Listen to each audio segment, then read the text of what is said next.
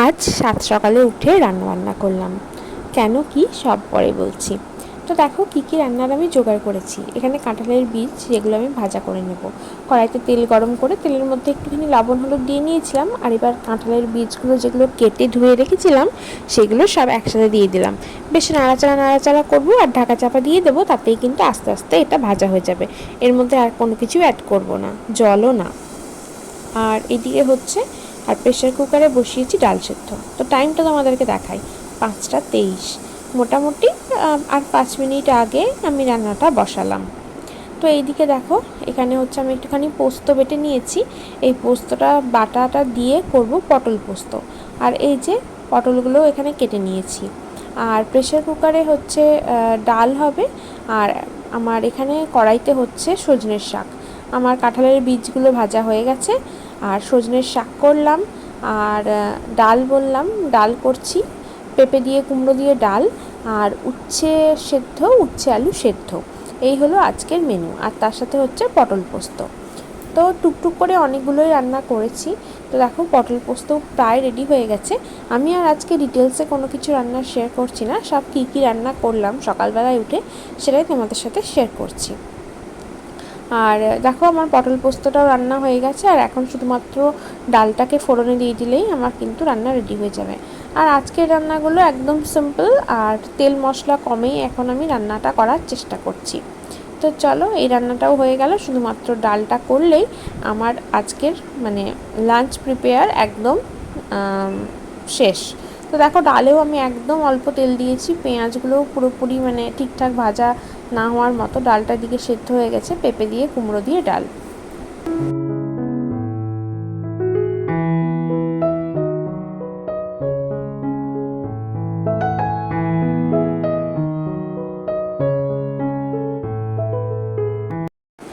একদম ভোর ভোর উঠে রান্নার কাজে লেগে পড়েছি। তা দেখে তোমরা কি ভাবছো যে আমার কোথাও যাওয়ার আছে? একদমই কিন্তু সেসব না। আমি ভোর ভোর উঠে রান্না করতে এই কারণে লেগে গেছি যে কারণ আমার বাকি সমস্ত কাজ শেষ হয়ে গেছে। আমি রাতে আমার ঘুমই আসেনি, আমি সারা রাত ঘুমোইনি। আমি একটা মিনিটের জন্যও ঘুমোইনি, সারা রাতই জেগেছিলাম। আর মাঝে মাঝে এই অনিদ্রা রোগ আমার হয়। আর কোনো দিন কি হয়, আমি অন্তত 1 ঘন্টা হলেও ঘুমোই। কিন্তু আজকে এমন হয়েছে আমি সারা রাত ঘুমোইনি।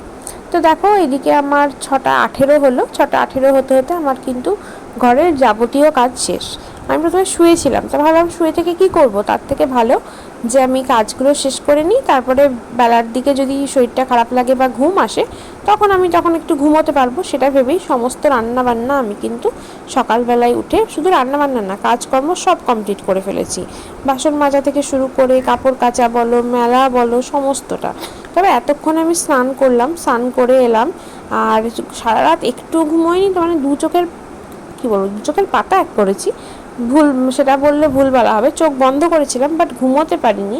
তো চোখটা একটু জ্বালা জ্বালা করছে। তবে আমি ভেবেছিলাম সারা রাত একটুও না ঘুমালে বুঝি ভীষণ রকমের কষ্ট হবে আমার সারাদিন। তো না, সেটা হয়নি। আসলে সত্যি কথা, আমার খুব ঘুম কম, ঘুমের ঘাটতি হয় প্রচুর। তো সেটাই হয়তো শরীরে অভ্যাস হয়ে গেছে। আমি চিন্তা করে পাই না যে আমার ঘুম হয় না, আমি বেশি খাবার খেতে পারি না, প্লাস যেটুকু খাই সেটুকুও হজম হয় না। তাও আমি মোটা কী করে? তবে হ্যাঁ, একটা কথা, যে বেশি খাবার খেতে পারি না সেটা ঠিক আছে, তবে বাইরের খাবারটা খাওয়া হয় তো, এই কারণেই হয়তো। যাই হোক, তো স্নান টান করে একটু পাখিদের জন্য চাল এনেছিলাম, পাখিদেরকে একটুখানি চাল দিলাম। আর তারপর এখন হচ্ছে ফুল তুলে নিচ্ছি। তো রাতে হালকা বৃষ্টি হয়েছিল, কয়েকটা ফুল ওই কারণে ঝরে গেছে। খুব বৃষ্টি হলে আবার বেশি ফুল ফোটে না। তো যাই হোক, যে কটা ফুল ফুটেছে আমার আজকের পুজো করা হয়ে যাবে। এই দেখো ফুল তুলে নিয়ে চলে এসেছি। আর চলো বসে যাই পুজোয়।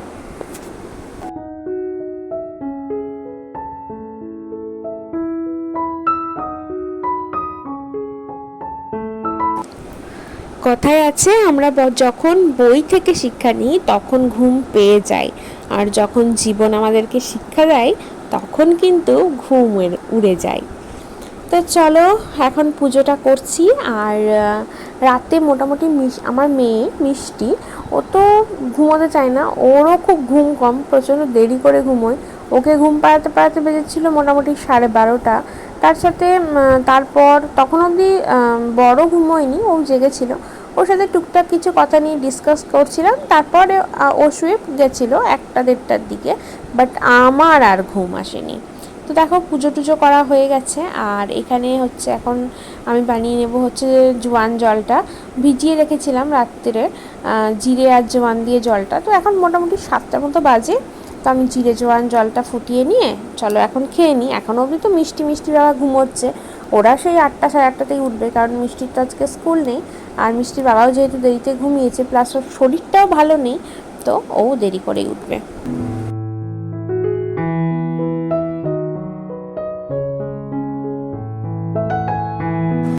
মোটামুটি 8:30 মতো বাজে। আর আমি এখন চা নিয়েও চলে এসেছি, দাসবাবু উঠেও গেছে। এই যে দাসবাবুর জন্য চা বিস্কিট, আর আমি একটুখানি নিয়েছি শুকনো মুড়ি। আসলে সারা রাত ঘুমোয়নি তো, জেগেইছিলাম, সেই কারণে দেখি বেশ খিদে পেয়ে গেছে। তো ভাবলাম কি খাবো, তো একটু শুকনো মুড়ি খাই। আসলে সারা রাত যেহেতু ঘুমোয়নি, সেই জন্য খিদে পেলেও মানে ভয়েতেই আমি শুকনো মুড়ি খেলাম, যদি ওগুলো আর মানে ঠিকঠাক খাবার হজম না হয়। তো এই দিকে আবার মিষ্টিকে একটুখানি হোমওয়ার্ক করিয়ে নিলাম। আজকে যেহেতু সকালে সব কাজ হয়ে গেছে, তো এই টাইমটা আমি ফ্রি আছি, মিষ্টিকে হোমওয়ার্কটা করিয়ে নিলাম। আর তারপর দাসবাবুকে দিয়ে দিলাম এই যে ব্রেকফাস্টের ছাতুর শরবত, ব্রেকফাস্ট নয় জলখাবারে ছাতুর শরবত, তার সাথে বাদাম, গাজর আর শশা। আর যেগুলো রান্না করেছিলাম সেই রান্নাগুলো ওকে প্যাক করে দিয়েছিলাম, সেগুলো সেন্টারে গিয়ে দুপুরে খেয়েছে। তো এইদিকে হচ্ছে এটা সন্ধ্যেবেলার ভিডিও। আমি একটুখানি চা নিয়ে বসেছিলাম, তো দেখো কি কপাল, বিস্কিটটা খেতে গিয়ে সে ডুবেই গেল চায়ের মধ্যে। আর সন্ধ্যের দিকে হালকা ঝিরঝিরে বৃষ্টি হচ্ছিলো দেখে ভাবলাম খিচুড়ি করি, কারণ দাসবাবু অনেকদিন ধরে বলছিল খিচুড়ি খেতে ইচ্ছে করছে। তো এখানে চাল ডাল ভিজিয়ে রেখেছি, আর সবজি নিয়ে নিয়েছি, পেঁপে নিয়েছি, গাজর নিয়েছি, মিষ্টি কুমড়ো নিয়েছি, আর একটুখানি পেঁয়াজ নিয়েছি। তো কড়াইতে আগে ভাবছি পাঁপড়গুলো ভেজে নিই। আজকের মেনু হবে আমাদের পাঁপড় ভাজা, আর তার সাথে সবজি দিয়ে খিচুড়ি। ওই যে সাবুর পাঁপড়গুলো হয় না, ব্যাট পাঁপড়, সেই পাঁপড়গুলোই ভেজে নিচ্ছি। তো হ্যাঁ, তবে একটা কথা তোমাদেরকে বলি, ওই যে বললাম না, মানে ভুল করে বলে ফেললাম যে সেন্টারে গিয়ে খেয়েছে, সেন্টারে গিয়ে কিন্তু খায়নি। আজকে সেন্টারে ও তাড়াতাড়ি চলে গেছে, সেই জন্য ওকে সমস্ত রান্না আমি প্যাক করে দিলাম, আর ভোরবেলায় রান্নাটাও করে নিলাম, কারণ ও বলেছিল যে তাড়াতাড়ি বেরোবে। আমি ভাবলাম যে তাড়াতাড়ি বেরোবে যখন, খেয়ে বেরোবে বা নিয়ে যাবে, সেই জন্য আরও মানে না ঘুমিয়ে উঠেই আর কি রান্নাবান্নাগুলোও করে দিলাম। তো সেই খাবারটা আজকে খেতেই পারিনি, কারণ আজকে সেন্টারে প্রচুর চাপ ছিল। আর একটা স্টাফের ছুটিও ছিল, একজন স্টাফ আসতে পারেনি অসুস্থতার জন্য। তো সব মিলিয়ে খিচিবিচিতে দাসবাবু আজকে খাবার সময়ই পায়নি এবং খায়ও নি। তো রাত্রে যখন বাড়ি এলো, এখনও কিন্তু আসেনি। আমি যে এখন লাঞ্চ বানাচ্ছি, সরি ডিনারটা রান্না করছি, এখনও কিন্তু আসেনি। ও বাড়ি এসেছিল মোটামুটি 9:30-10:30, আর সেই সকাল 5:30টায় রান্না করা খাবার এতক্ষণে সব খারাপ হয়ে গেছিলো, যেহেতু টিফিন বক্সে মুখ বন্ধ অবস্থায় গাড়ির ডিকিতেই রাখা ছিল। তো সব খাবারগুলো কিন্তু আমার ফেলাই গেছে। যাই হোক, রান্না করাটাই আজকে বৃথা হয়েছিল। তো এই দেখো আমার পাঁপড়গুলো ভাজা হয়ে গেছে, আর এতক্ষণে আমি ঝটপট করে খিচুড়িটাও রান্না করে নেবো। সর্ষের তেল দিয়ে নিলাম, এর মধ্যে দিয়ে দেবো একটুখানি জিরে ফোড়ন, একটুখানি তেজপাতা দেবো ভেবেছিলাম, তো যাই হোক ভুলে গেছি। আর তারপর খিচুড়িটা, সবজিগুলো আগে ভেজে নেব, এর মধ্যেই একটুখানি হলুদও অ্যাড করে নেব। তারপর সবজিগুলো এর মধ্যে দিয়ে দিব, সবজিগুলো দিয়ে ভেজে নেব। এখন শুধুমাত্র একটুখানি পেঁয়াজ কুচি করে দিয়েছি, সবজির সাথে হাফ পেঁয়াজ একটু কুচি কুচি করে দিয়ে দিয়েছি, সব একসাথে দিয়ে দিলাম। একটুখানি নাড়াচাড়া করে ভেজে নেব, ভালোভাবে লাল লাল করে একটু ভাজা হয়ে গেলে তারপরে যে ধুয়ে রাখা চাল ডালটা, সেটাকে একটু ভালোভাবে দিয়ে একটু নাড়াচাড়া করে ভেজে নিয়ে তারপরে পরিমাণ মতো হলুদ দেবো, জল দেবো, একটু একটু করে জল দেবো, আর একটু একটু করে খিচুড়িটা সেদ্ধ হতে থাকবে। অন্যদিন আমি এরকম খিচুড়িটা ন্যাচারালি বেশিরভাগ প্রেশার কুকারের মধ্যেই করি, কিন্তু আজকে আবার কী মনে হলো যে ভাবলাম না একটুখানি কড়াইতে করি, কারণ প্রেশার কুকারের মধ্যে করলে না একটু মাখো মাখো টাইপের হয়ে থাকে। তো ভাবলাম দাসবাবু কখন এসে কখন খাবে, ততক্ষণে যদি খিচুড়িটা ঠান্ডা হয়ে যায়। আর আমরা দুপুরে আজকে খুব অল্প অল্প খেয়েছি, সেই জন্য আমাদের খিদে পেয়ে গেছে। আমরা তাড়াতাড়ি খেয়ে নেবো বলেই খিচুড়িটা এখন মোটামুটি 8টার দিকে বসিয়ে দিচ্ছি। তো দাসবাবুর খেতে খেতে 10:30-11টা তো বাজবে, ও খেতে খেতে যদি খুব একটা ঠান্ডা হয়ে জমাট বেঁধে যায়, সেই জন্য ভাবলাম কড়াইতে করি, তাহলে একটু জল জলে থাকলে কি ও আবার ওর মতো করে গরম করে নিতে পারবে। তো এই তো খিচুড়ি আর পাঁপড় ভাজা। মিষ্টিকে অবশ্যই একটা ডিমের পোচ করে দেবো, আমরা রাতে আজকে ডিম খাচ্ছি না। তো বৃষ্টি দেখে খিচুড়িটা বানাচ্ছিলাম বটে, বাট এটা গতকালের ভিডিও, আজকে পোস্ট হচ্ছে। গতকাল কিন্তু ওয়েদারটা অতটাও খিচুড়ি খাওয়ার মতো ছিল না, বাট আজকের ওয়েদারটা বেশ খিচুড়ি খাওয়ার মতো। তো যাই হোক, চলো ঝটপট করে এখন খিচুড়িটা রান্না করে নিই।